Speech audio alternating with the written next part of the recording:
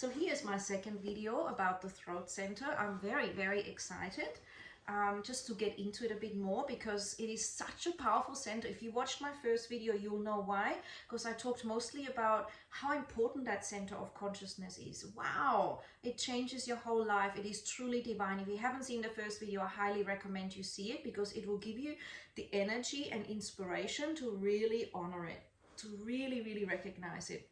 So there are many questions you can ask yourself, and I recommend journaling for this, like we will do in class. In class, we will do Kundalini yogic movements.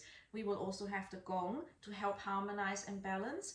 And we will also journal. And of course, just the pure intent of sitting there and saying, I want to work on my throat center, while we also first work the others so that we're ready for this, is in itself already a shift. It's about your receptivity to your truth, your receptivity to wanting to release fear, which is so important. So this is linked with your thyroid gland, anything to do with your throat, ears and nose, anything to do with swallowing. If you've got issues in that area, there is something here that is energetically wanting to be met. This is all not negative. This is all about messages and how we can meet them. It's never around, oh, that's bad and someone did this. It's always around, this is what we've come to, we've chosen, and now we are learning something, and there's a message, and we can release this. Right now, you're constantly healing yourself. You're just so amazing. So it can also be releasing, really, it's also connected still with your neck in terms of that, and the shoulders and how they insert. So coming from the heart chakra of your breathing mechanism with the secondary breathing muscles here, but still the shoulders also affect the throat in terms of your throat chakra, because when it's tense, you're blocking the energy flowing here. You might be clenching your teeth. You might be having problems with your ears, with hearing and sound, right? So it's this general area. You can imagine a blue spinning wheel of light, like a blueberry colored, and just activate and communicate with it. So you can chant it, the sound of hum, as it is the musical note G. You can also use musical instruments, but your voice is more powerful than anything. It's awesome to have sound healings, but must include your own voice. That's why when I teach, we are always chanting to ourselves, not to any other deities outside, not to some other god, but to the divinity inside, chanting the sounding of the chakra that we're talking about as an example. That's really bringing your power back to yourself rather than giving it away. Your voice and your speech is power, and where you give it to, you empower and also disempower yourself if it's not working for you. So many people have contracts with other deities when they're chanting those kind of chants that are worshipping all sorts of, beings of light or whatever they could be. Some of them might not even be of light. So remember that even if you get a favor and you're praying and you're chanting, you're always in a contract. I would go straight for the divinity of God, which is in you and all around you, and have that relationship. Because that is the ultimate truth that everything leads back to. Everything ultimately is that. These are just sub-fractions or stepping stones or part of that. But the whole source of it is within you. Why would we ignore that? Your truth.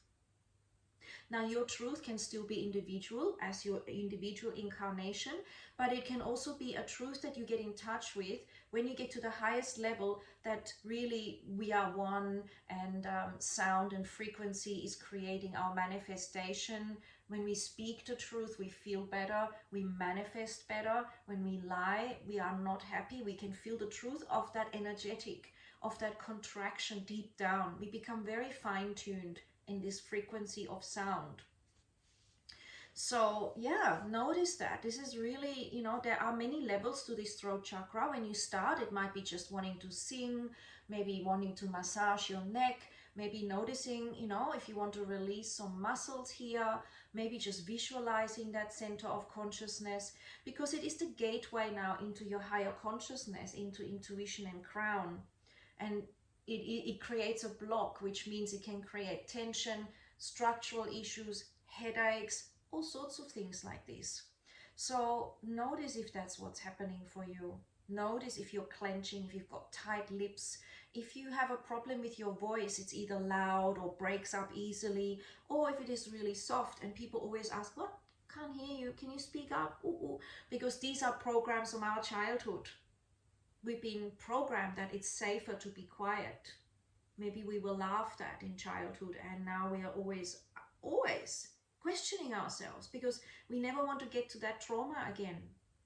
But if you actually heal this trauma through the throat, through the past, which, like again, I've said in my other video, that's my specialty, you can come to the root cause and therefore in your unconscious release it. While it is unconscious, it will keep playing out like a program in your laptop. It will keep doing the same thing because it's still programmed. When you go back and say, oh, I want that code removed because I realize I do have a right to speak, and actually they didn't even mean it in a bad way, I just took it to shut down myself, you'll go, wow, everything changes, that whole program is off and you're free. Isn't that amazing? And yeah, that's why everyone has issues. Everyone has, because there's no way to have a perfect childhood. There's no way that you always heard the right thing and interpret it in meaning that you are being loved, that you are safe, and that your truth matters. There are all sorts of teachers that you've met, and even parents with best intentions sometimes say things and it's taken the wrong way. I give you an example. There was a client of mine, and she had this connection with her father, and her father told her that she was a good helper, that she was, you know, and he loved it because she was, and she enjoyed helping him create and construct things around the house, being really practical.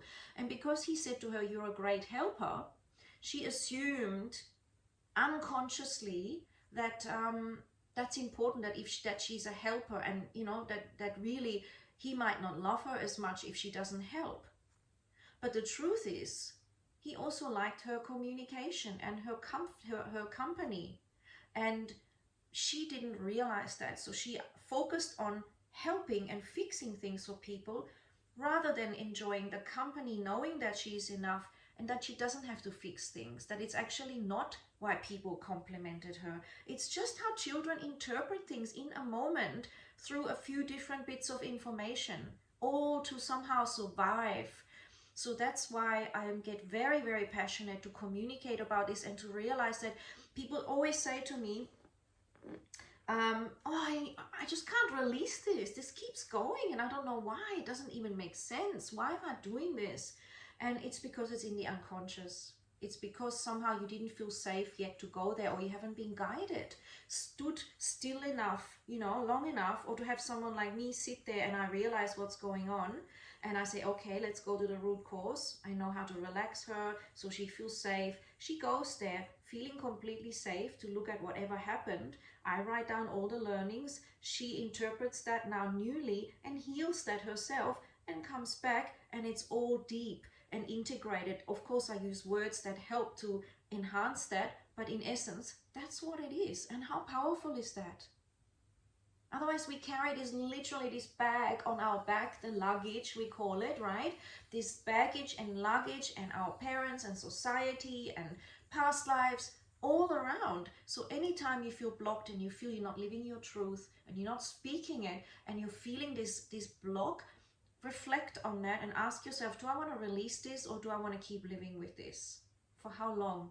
How is that disabling me in moving forward in my relationship to myself, with others, my business, my powerfulness in this world?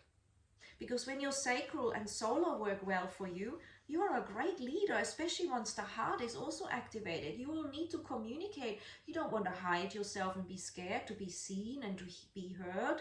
So this is what it's about. And I love it so, so much. And everyone has this gift and we can come into it in our own unique time, of course. So no need to tell yourself, oh, I should have done this, oh my God, too late now. It's never too late. Even if you're 99 and a half years old, your truth, if you go on a YouTube channel and speak it, will help other people. People will find you if you write a book, if you create a course, if you express by your ingenuity of an invention perhaps, or something like that. So the world is big and needs input from people that are honoring their truth more than ever, because there's a lot of people too scared still to express it, to own it in their heart, to come from the heart and feel that it is safe to be in an open heart, and to let that magnetize life and attract what needs to happen, and to feel safe to breathe deep, safe to be here within. There's nothing you need externally. It's more a playful outer expression. Safe to feel your personal power. Hey, it's cool to be powerful, to alchemize life, to digest stuff and move on, rather than hold it and be stuck in old stuff. It's safe to feel your emotions. It's safe to be creative, which is where your sacral is here. The creativity is huge. Finding creative solutions and then communicating them and alchemizing them through the gut and your trust and your heart. Woohoo! And then your base chakra, feeling stable, feeling that no matter what happens, you are taken care of. And that's a lot of what comes up in sessions with people as well. Realizing I'm always taken care of. Not intellectually. Even if you get it intellectually, you think 100%, it's a real knowing. And from that comes this deep trust and flourishing. So all of this is relevant to the speech of your truth. All of this is relevant to your heart shining, to you living your purpose and expressing love and receiving love. All of it is relevant to you being powerful and all of those other things I've mentioned. So notice that the counter or the shadow here is fear.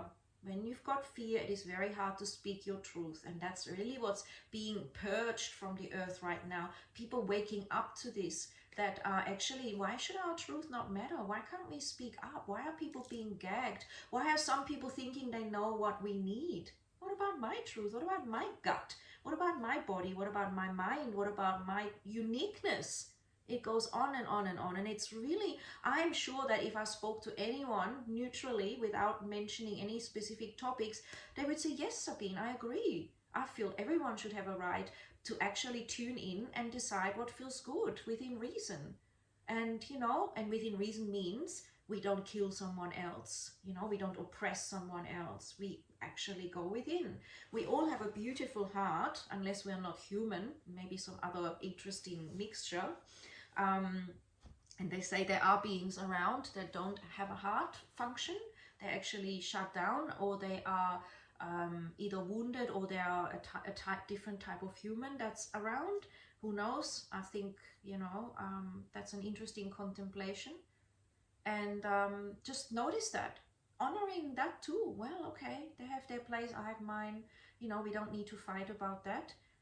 As long as I have my right to be in touch with my heart, my gut, my grounded beliefs, my throat, my intuition, my capacity to thrive, to meet your inner child. That often comes up too in sessions. She knows, right? If it's a female.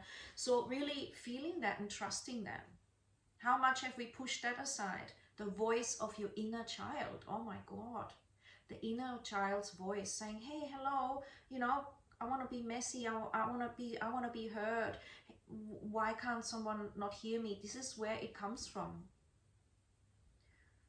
It's very deep. It can be related with tonsillitis, but of course it's also linked with your heart. All that stuff, the rejection of your truth, is very heart disabling, which then is linking to any issues around heart, breathing, getting sick a lot, asthma. We know I've talked about that in my heart chakra video. I'm sure I mentioned it. So there's aromatherapy that can help you, massaging, sounding, saying I love you, feeling like I love you, I love you,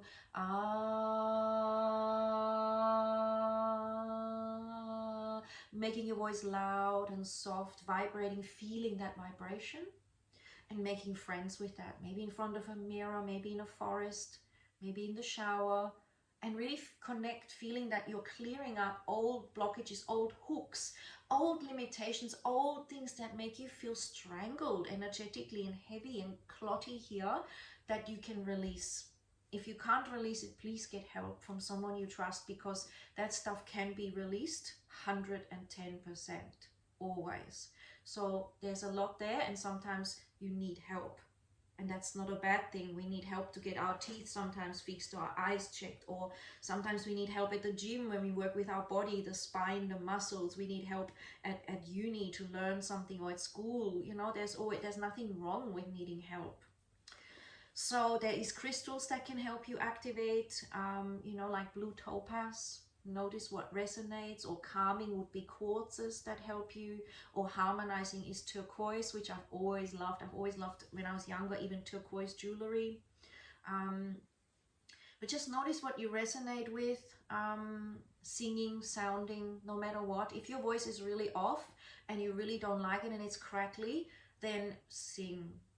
Start to heal it. Don't give up on it like someone told you your voice is bad, your voice isn't good. Something happened there, and it might not have been this lifetime, where your voice was suppressed. Maybe you died for speaking something.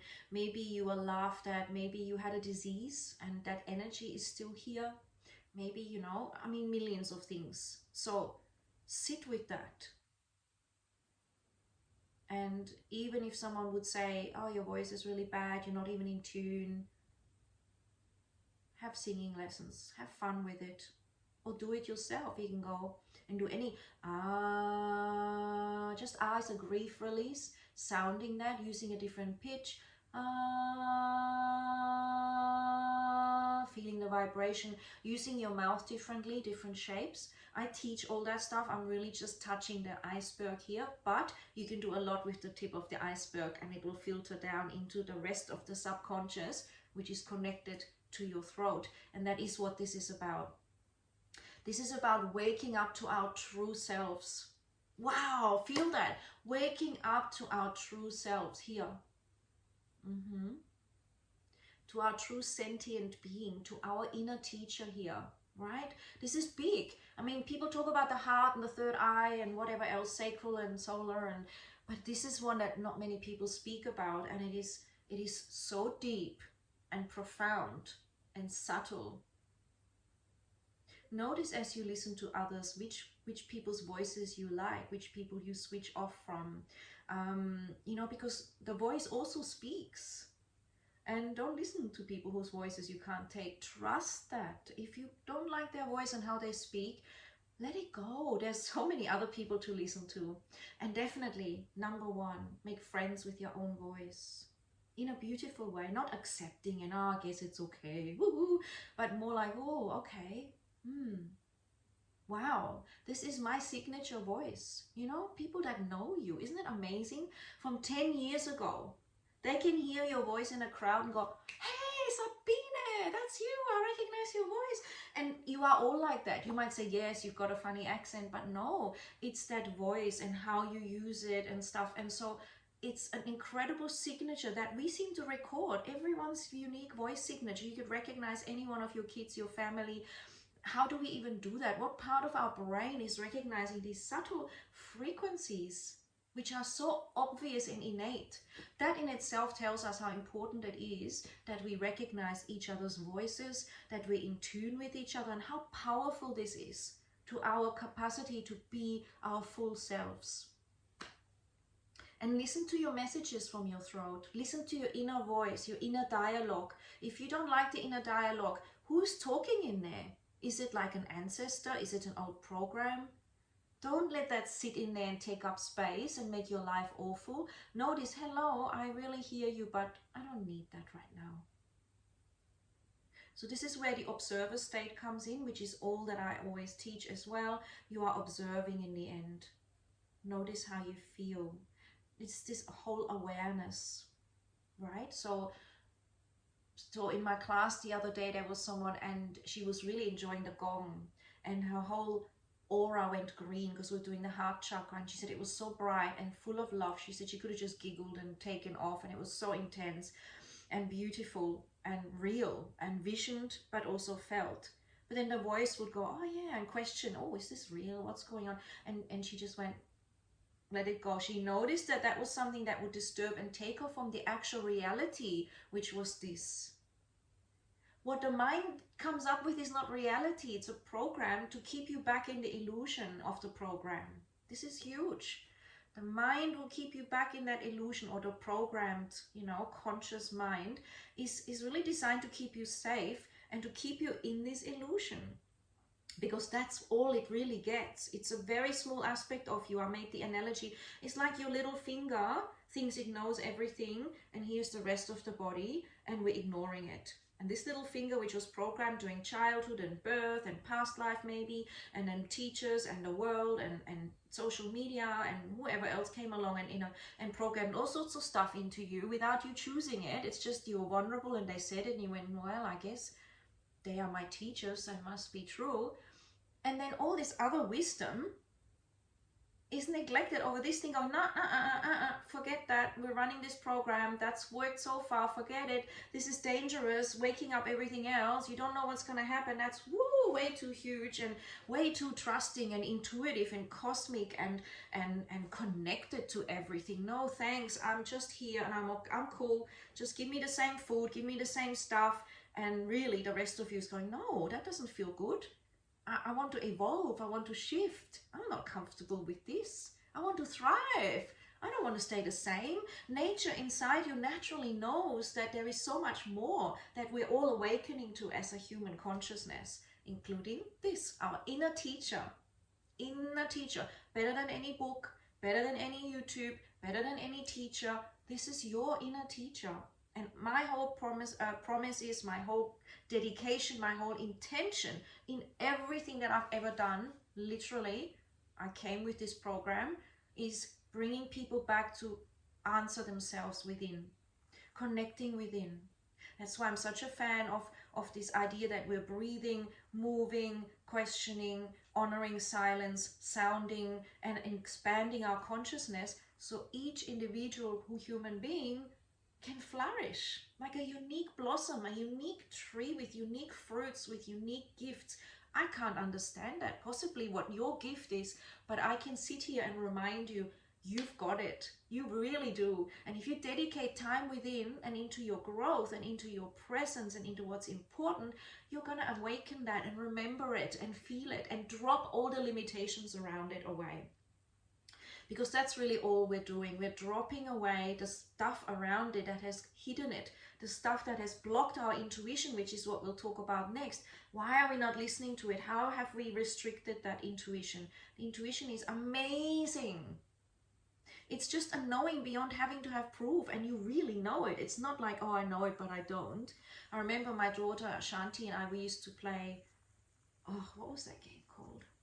Well, you have to guess the colors. And you have this little thing and you've got like six colors and the other person has to guess, and then you give them the little black and white things. Anyway, and she sometimes, no joke, would just put it down what I did. And she wasn't cheating because she did it other times too. She was just so psychic. Over time, she let go a bit of that, but I always said, remember how psychic you are, you are. But of course then high school training came in, university training came in, and I know how that was with me. It kind of takes you away from that innate trust, because you're not allowed to.